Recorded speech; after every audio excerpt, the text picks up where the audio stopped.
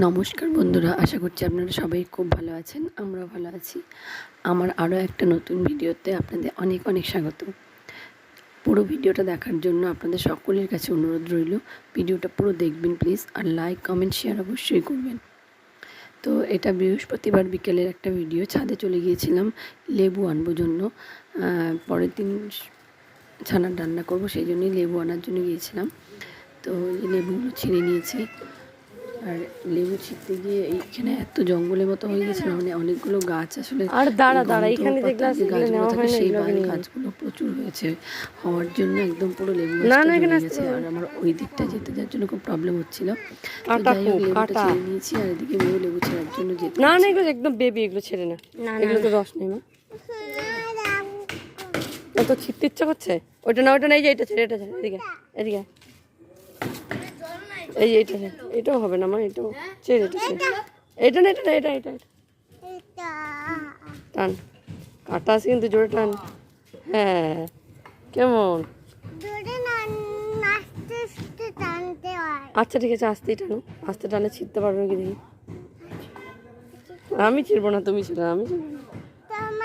ওইটা না এটা তো কিচ্ছু, এটা একটু এটা একদম বেবি, দেখো না এটা একদম বেবি, এটা তো একটু রস হয় না, বেবি না, এটা থাকে।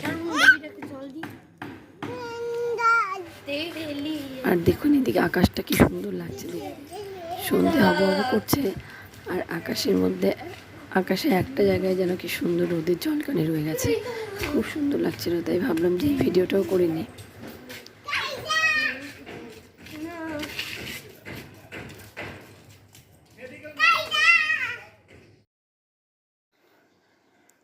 এরপর সন্ধেবেলা চলে এলাম রান্নাঘরে, সন্ধ্যের টিফিন বানাবো তাই।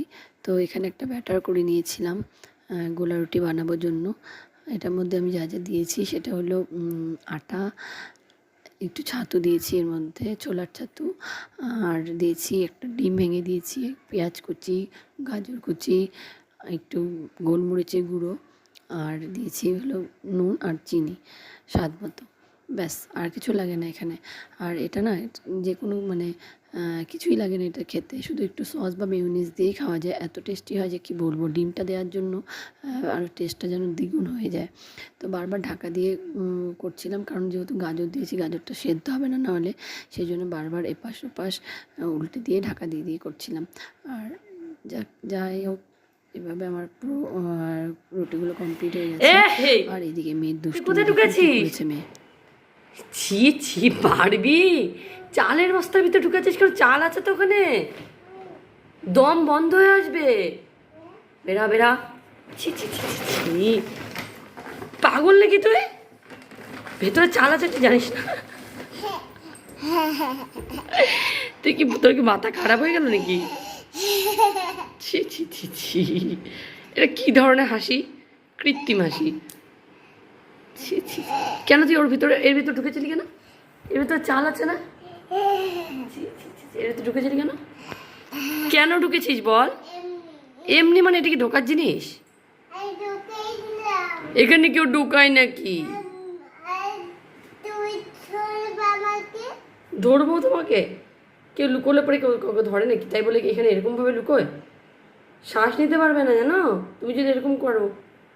আর করবে না কখনো। আমার কথা শোনো, আমার দিকে তাকাও বাবা। আর কখনো কোনো ব্যবস্থার ভেতরে, কোনো প্লাস্টিকের ভেতরে ভেবে মাথা ঢোকাবে না, মনে থাকবে? আমার দিকে তাকাও একবার, মনে থাকবে বলো?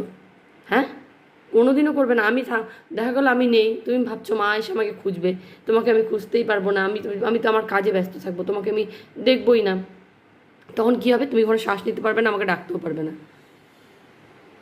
আর কোনোদিনও করবে না, মনে থাকবে? ঠিক আছে, এটা যেন হয়।